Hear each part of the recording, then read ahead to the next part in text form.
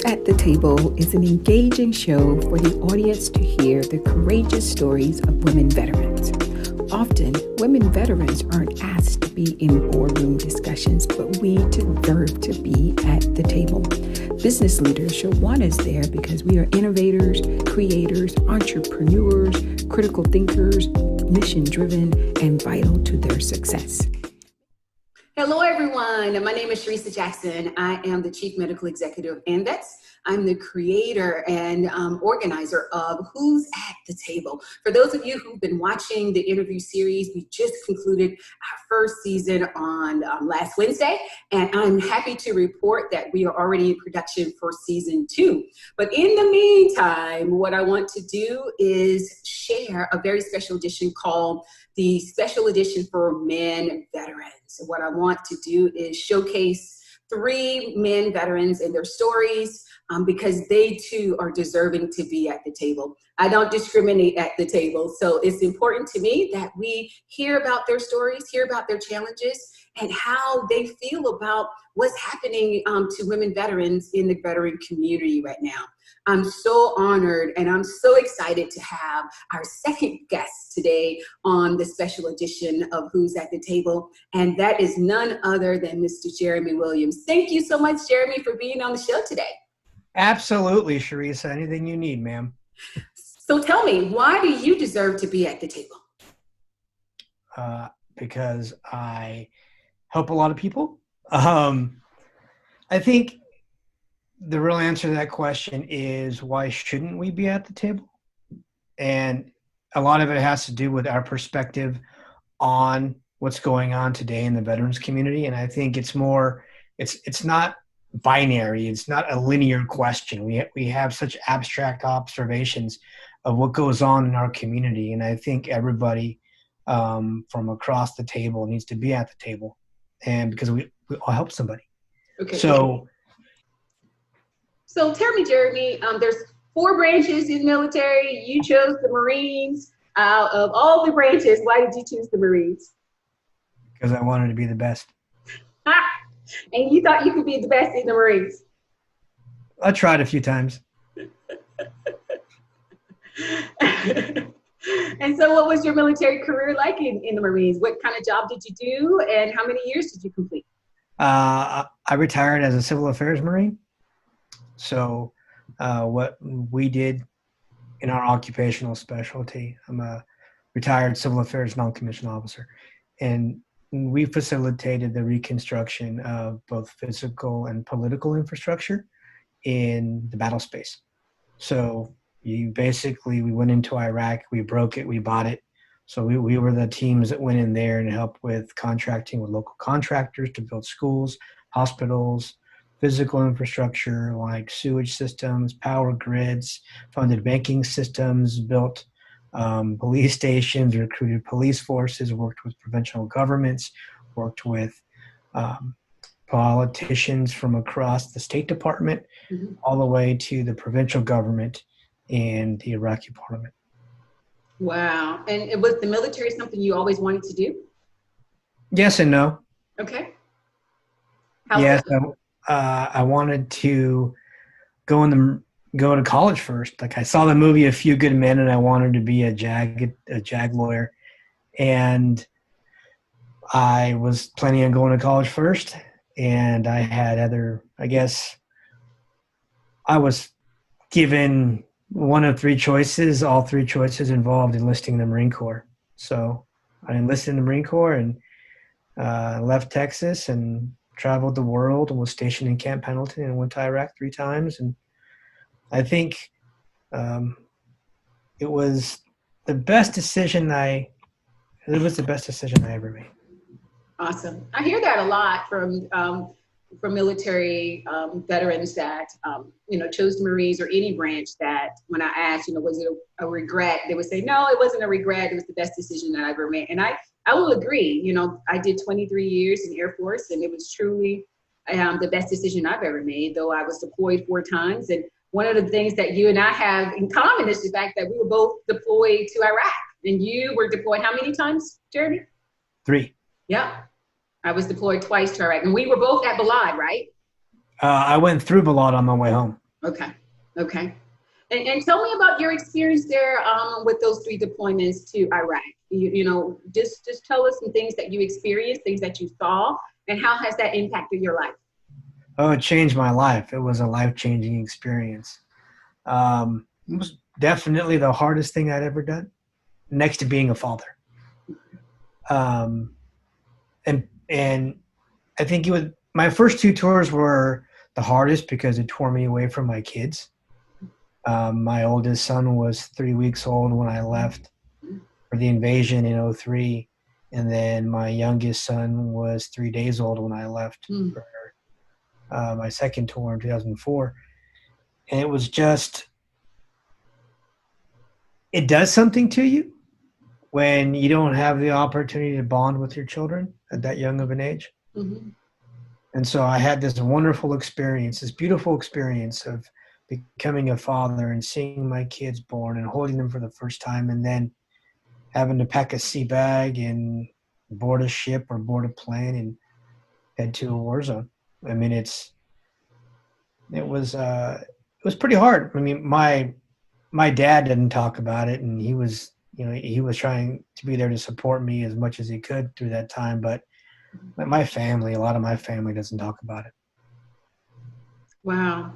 I mean, when I was deployed the first time, my daughters was much older than your kids. So I can only imagine how that tugged on your heart, knowing that you were leaving them and then you don't know, when you were coming back or if you were coming back. So how did that impact your life?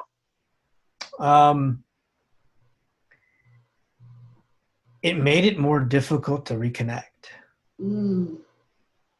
because there was always that anticipation of, okay, when am I leaving again? When am I leaving again? Mm-hmm. And then when you would leave, you're compartmentalized and you've numbed yourself so you can focus on surviving and coming home. Mm-hmm. But then you're subject to the next iteration of deployment and then the next iteration of deployment. And so you're re-experiencing the cycle of emotions that, or at least I did, Mm-hmm. where I just felt like I just wanted to be home with my family. And I mean, it was hard. It was definitely the hardest thing I'd ever done. And did you have the experience, like I know for me, I went the first time, so it was brand spanking new, and then to go back to Iraq the second time, it's like, oh, I did it the first time, I can do it the second time. And went to Afghanistan the third time, it's like, oh, I've been deployed twice, I know what to do the third time. Did you ever get that kind of complacency in knowing what to expect? And did that make it easier for you when you went off the second and the third time? No. Mm-hmm. Complacency kills.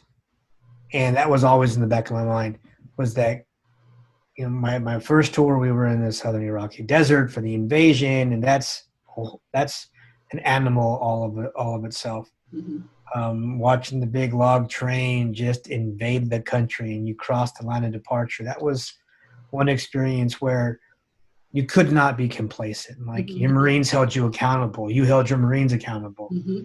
There was this culture of accountability during the invasion. And then the second deployment was in Anbar.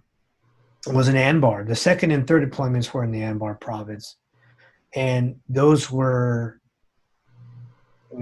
just hard places to be. It's like you had to keep your head on a swivel. You had to remain vigilant. You had to make sure that, you paid attention and you engaged in training so that you were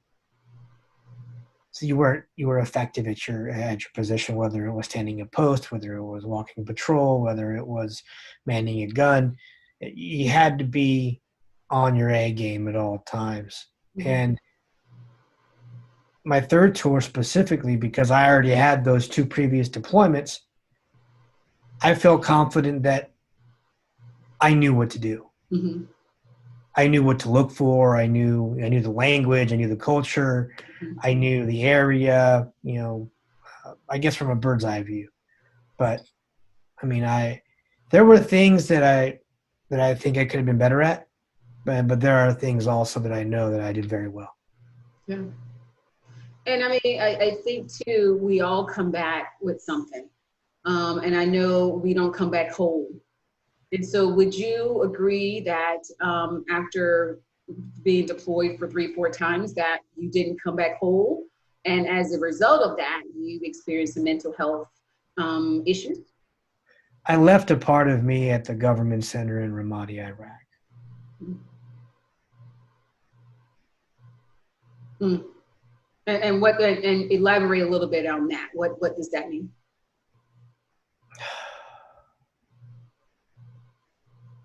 It's hard. It's hard to allow yourself to say, hey, I'm not okay. Mm-hmm. But the last time I was in a firefight, last time I felt it and I heard it and I smelled it, Mm-hmm. there was a part of me that I just couldn't reconcile. Mm. Mm. Is it because you left some people behind, or is it because you had that guilt of knowing that you survived and others didn't? I think a lot of it had to do with survivor's guilt. Mm-hmm. And a lot of it had to do with following orders Mm-hmm. that I didn't want to follow. And I've reconciled some of that, Mm-hmm. but it's extremely hard. And I think anybody that's been in a firefight that's, for lack of a better word, traded lead with Al-Qaeda or the Mujahideen, you'll understand. And I think even you as a nurse understand, because you've seen the aftermath. Mm-hmm. And I think it's the one thing that we don't talk about is that, there's this bravado, there's this, assumption that, I'm a bad person. I'm awesome. I'm great. I do my job. I do it well. Mm-hmm. I put rounds in the black. I'm the best thing on this planet when it comes to winning wars and making Marines. That's what we do. Mm-hmm. And there's no contestation. Mm-hmm. But when you're at home and the doors close and the lights are off and you're laying in bed, that bravado doesn't take away the sting and doesn't take away the daily reminders, the smells, the sights, the sounds. Mm-hmm. Those things stay with you forever. Mm-hmm. Like Plato said, only the dead have seen the end of war. So we're still living, and that war is still living inside of us. So it's, how do I reconcile? And so now, I think, to answer your question, it's like there's a part of me that's still looking for reconciliation of my own that happened in Ramadi, or near Fallujah, or during the invasion. Mm-hmm. There are just things that we say, that we do, that we don't realize we're saying and doing, that we're looking to find that reconciliation. Mm-hmm. And how do you feel you're coping with that? Because I think if you continue to chase that, do you ever think you'll catch up to it? Do you think you'll ever reconcile everything? I'm a work in progress. Mm-hmm. And I think when I realized that, hey, I got some serious reconciliation to pursue, Mm-hmm. it's a lifelong process. Mm-hmm. You don't just go, hey, I'm going to go see my therapist.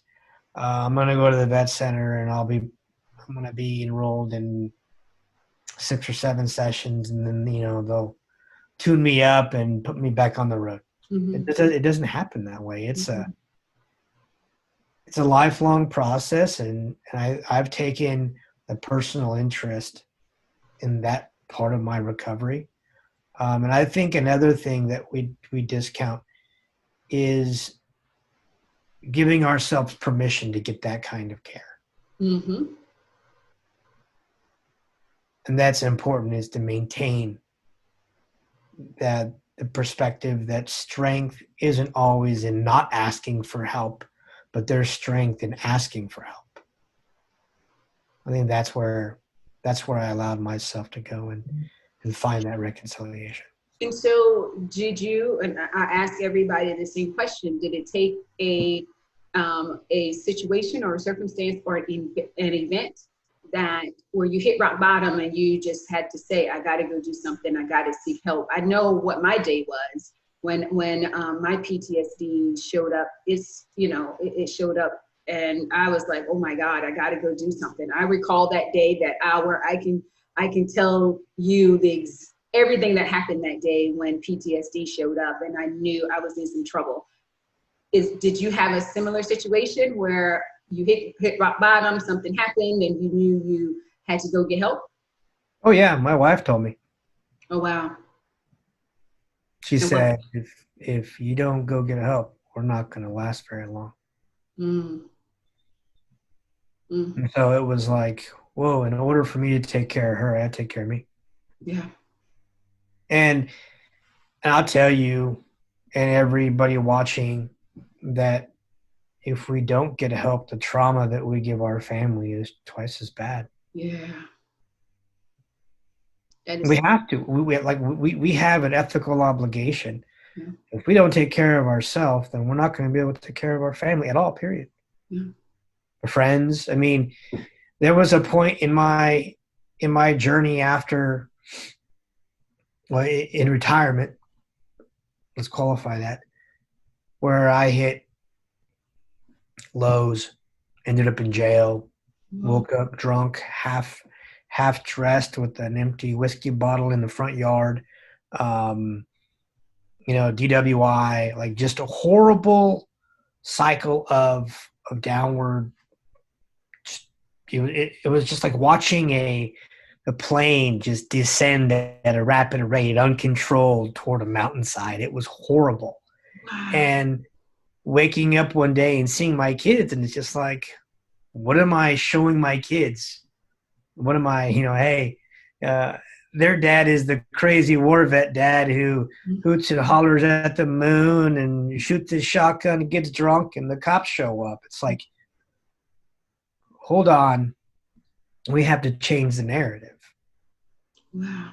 And I think what's important is that we have to recognize that there are men and women that suffer from the invisible scars of war that aren't recognized immediately, that need to be given serious consideration when they're there, when they're preparing to separate, when they separate, and it's not the VA's job to call you every day or to check in on you every day, right? Mm-hmm.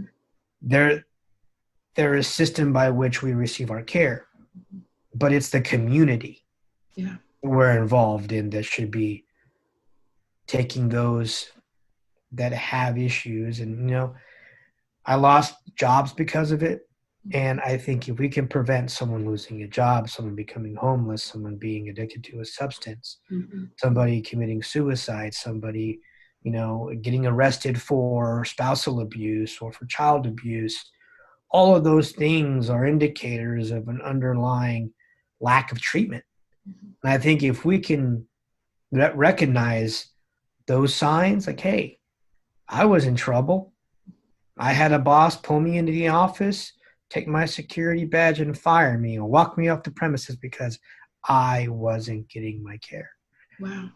And I think those cold, hard facts are the facts that we need to discuss, because if we don't discuss them, they're not going to be spoken about. Nope. And they'll be taboo, and we will still have the stigma of you have to be strong and you have to be stoic in public and you have to have this facade that, hey, I'm okay. Yeah.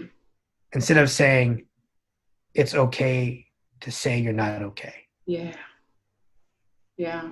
And I think it's recognizing that you need help. It's so important, because I think the community don't understand when we come back from war. It just doesn't affect us as the soldiers. It affects everybody that's around us. That affects our kids, our wives, our husbands.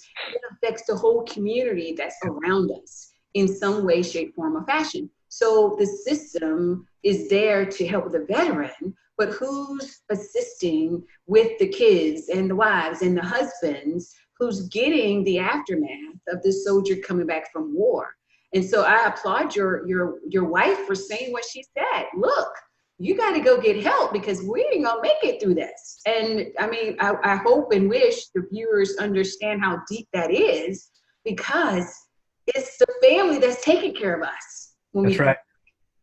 So if our families are saying, you need to get help, damn it, we need to get help because they're taking care of us. And I think that's so important that your wife did that for you. And you chose to do it, not only for her, but for yourself. Well, and the choice was easy. Mm. The choice was easy because I have, and I'll be transparent, I have a strained relationship with my kids. I have a non-existent relationship with my ex-wife. And I wasn't going to allow myself to fall into that category of being that Marine who goes off to combat and comes home and loses his wife and kids to divorce and separation and never finds healing and finds happiness and love ever again. And it's taking a long time for me to recognize that if my wife is saying that you need to get the help, she's saying it out of love. Yeah. She's saying it because she cares. Yeah. And if your friends, if your girlfriend, if your husband, your wife, your kids say, Mom, Dad, you need to get help because this is burning down the house. Yeah. It's not a personal attack. It's an outcry. It's an intervention. It's, it's that red flag. It's that stop sign that says stop. Do not pass go. Do not collect $200. Go see the therapist. Yeah. And I think sometimes we don't want to see those warning signs. I know for me, when I reflect on some of the things that I did, before my PTSD showed up, there were some yield signs, man. There were some yellow signs flashing, right? To say, slow down, Sharice, to slow down. But I didn't slow down. And it wasn't until that stop sign hit me in the face and I needed to pull back and realize, girl, you what's going on here? And I think sometimes we don't want to admit to those warning signs. And I want the viewers to know that if you are having those warning signs and you are starting to feel a certain kind of way and your families are saying things, those are the warning signs. Listen to them, yield to it before you hit smack red bottom, like you did, in jail, DUIs.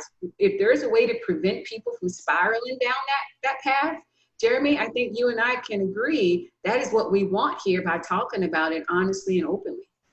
Absolutely. I mean, there's so many indicators that can help us provide a better opportunity to provide assistance, to provide services. I mean, we have all these data collection organizations where, hey, we're collecting all this data and we're finding all these pathways and referral systems to give somebody help and send them to the employment specialist and the housing and the therapy. But if we don't prepare the narrative and remove the stigma, nobody's going to get the help. Yeah. Doesn't matter how many times we say, go get the help. If it's perceived as weakness and nobody wants to do it, then we're still going to be experiencing the staggering suicide rate. We're still going to see this epidemic of opioid addiction and substance dependency and spousal abuse and child abuse and recklessness and violence. And the indicators are there. We can't just have a conference and say, hey, look what we've done. We need to be able to extend an open arm and say, here, it's okay to get help. Yeah.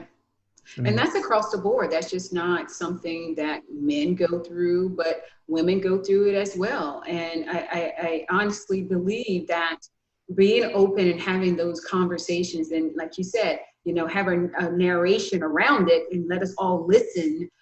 We can find solutions and let people know that it's okay to not be okay and get the help that they need. And I applaud you for doing what you've had to do. I know men, you guys have that macho, attitude you have, but it must have taken you quite a bit to be able to say as a Marine, hey, I need help. And do you feel like you've gotten past that and you're open and you're like, look, I'm working on me, or you still have a long way to go? I'm always, I'm going to be a work in progress till the day I die. I've done a lot because of what I've gone through.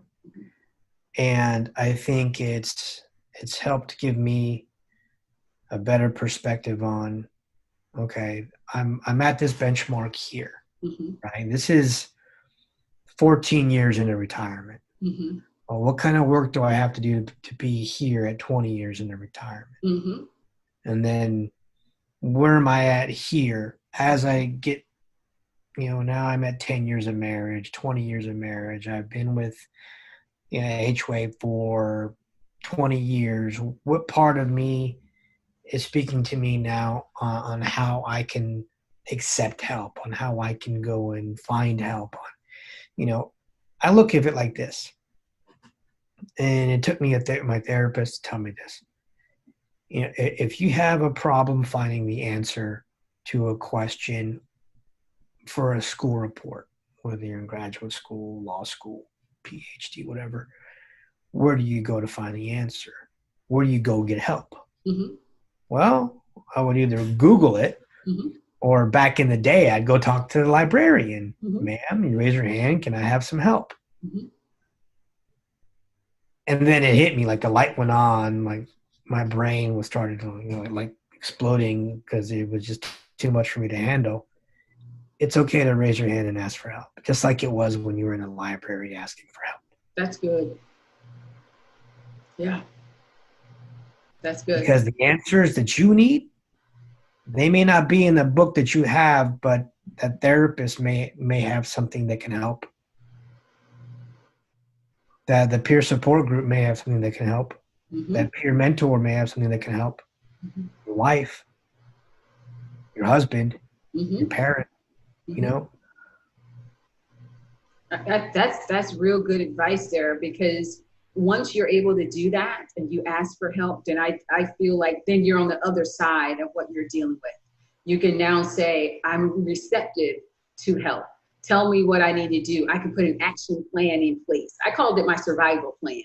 I'm like, what do I need to do to survive? I got to survive for myself. I got to survive for my kids. I got to survive to make money so I can take care of my kids. So after I got on the other side of it and received the help, I was able to say, like you said, every day is a work in progress. This is my survival plan.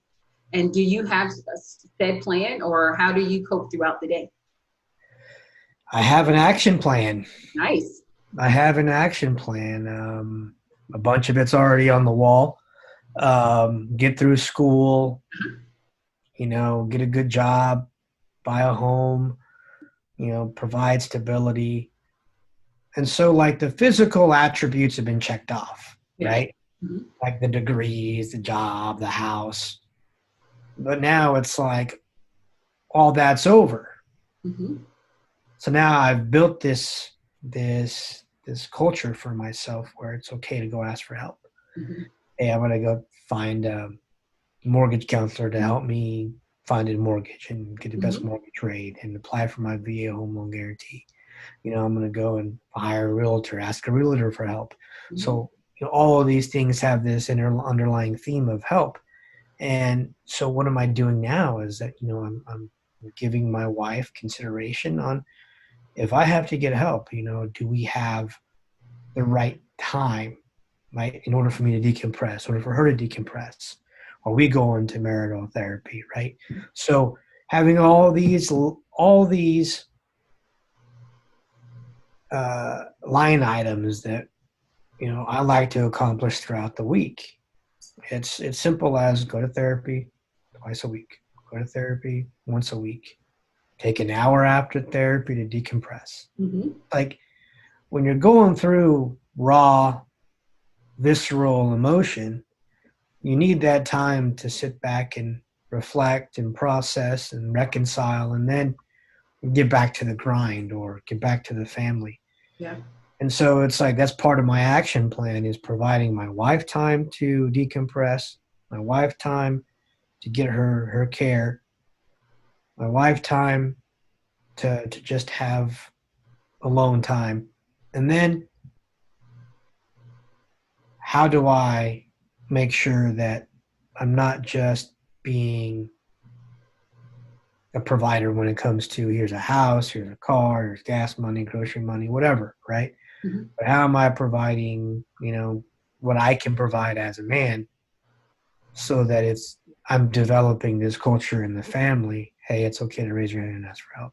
Mm-hmm. Okay to call dad and say, Dad, I need a device. Mm-hmm. It's okay to call dad and ask him, hey, can you talk to me about safe sex? It's like, let's have those hard conversations, because in order for me to take care of you, I take care of me. Absolutely. So taking care of me is part of my action plan, but to better take care of the family. Yeah. I love it. I love it. And I appreciate you just being vulnerable and telling us, some of the things that you've had to deal with. And I do believe the viewers can be inspired by your way of coping, which is having your action plan in place. But it's time for us to get into the favorite part of the show that everybody loves. And that is the rapid fire segment of the show. And afterwards, I will want you to talk about the plight of women veterans and what message you would give to women veterans. So we'll get through the rapid fire section. We'll allow you some time to do a message to women veterans, and then we can close and you can go and continue to enjoy this beautiful time with your family. Okay? You got it. All righty. So the first one is life is amazing.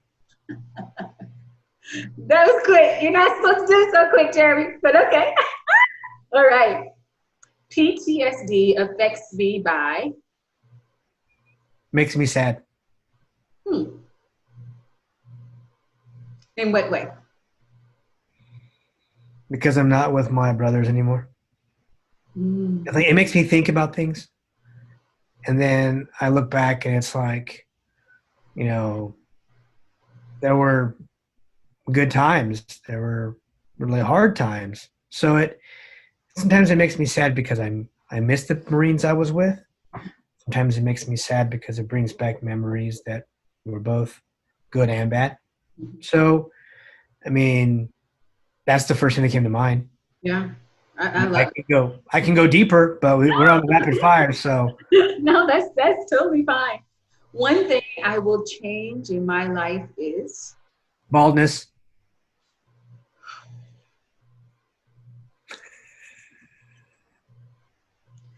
Let's try this again. One thing I would change in my life is? If I could change one thing, and I can start to change one thing, it would have to be my patience. I need to learn to become more patient. I would change my level of patience. Okay. And that's with people in general? Are you talking about your kids? Every way. Dogs, people, dogs, humans, emotions, drivers on the road. You're like patience across the board, Sharisa. Oh yeah, that's right. Just paint the whole board. Patience. Okay, you talked about substance abuse, opioid addictions. What will you change about those things in your life? Don't do it. Just don't do it. I tell my VA doctors, don't give me opioids. I won't take them. Don't even prescribe me anti-inflammatories. I won't take them because they're just too hard on the body. And I've had family that suffered kidney disease, kidney failure and liver failure and renal failure. So it's like, no, I'm already predisposed to that nonsense. I don't want to give myself any more, open availability for a substance to compromise the function of my body. No. And I think taking a stand and helping other veterans, and there are alternatives to opioid use for pain management, for chronic pain. It's like, I use an H-wave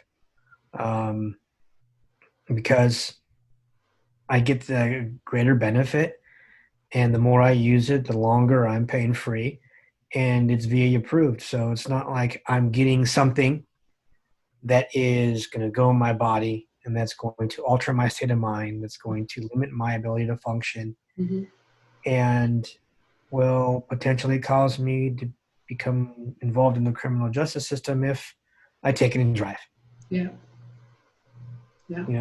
So I think if there's one thing I can do, it's to tell more veterans about, hey, find alternatives, find drug-free alternatives, pain management. and the chronic pain. That's awesome. Suicide is Horrible. Preventable. preventable. Did you ever encounter any suicide ideations or incident where you wanted to take yourself out? Oh yeah. Oh yeah. Oh yeah. I mean, I don't, if anybody that gets back from Iraq or Afghanistan says no, they were either living under a rock in the fob. No, not even the fob. Like they're at like back in the rear where nothing happened, lying to everybody, including themselves. I had a plan. Oh, you did? Oh yeah. Like I was like gung ho about it. I had the uniform ready and everything. It was just going to be spectacular. That's when I was in that downward spiral where I was like going through a handle of Jack Daniels and smoking 10 packs of cigarettes a day. It was like horrible. And because my mind wasn't right, because I didn't have support, because I didn't want to go get support. Like I was my own worst enemy. And so I put myself in a position to where I thought that the only way out was physically bite the bullet. And this was one time, or how many times did you contemplate it? It was during my divorce. It was like a constant thing. It was Wow. like, okay, not today. I made it through today, maybe tomorrow. Oh, wow. Oh yeah. Oh yeah. Well, I'm It was so like, glad you made it on the other side, man. oh yeah, me too. Now it's like, man, I got things to do. No. Yeah. You have things to do, and Right. you're worth being here, and this world needs you. So I'm so glad that you decided that for yourself. And that's a true testimony that, you may have a plan, viewers, but it doesn't mean you have to carry through that plan. You do have a way out, and choose that way out, and choose life over taking your life. And you know what works? 1-800-273-8255, press number 1. Yeah. It works. It works. And I mean, I called it a few times and it helped. It got me through the darkness, if even for a moment. And it helped me find that lucid understanding that I got to call Doc. I gotta call I gotta call my friend Ray. He'll help. Yeah. So it's like it helped me find. It's like the resources are there. We just have to let them know, hey, we need help. Yeah. It took me a while. I felt weak.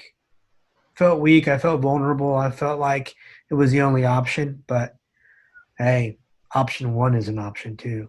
Absolutely. Absolutely. So as we conclude, I want you to talk a little bit to women veterans. Again, you're here at a platform that's all about women veterans and us telling our stories and our stories being heard and valued. What message would you give to women veterans, particularly during this time when military sexual assault is on the rise, or it's been there, but conversations about it has been on the rise? What would you say to a woman veteran that's watching this particular episode? No means no.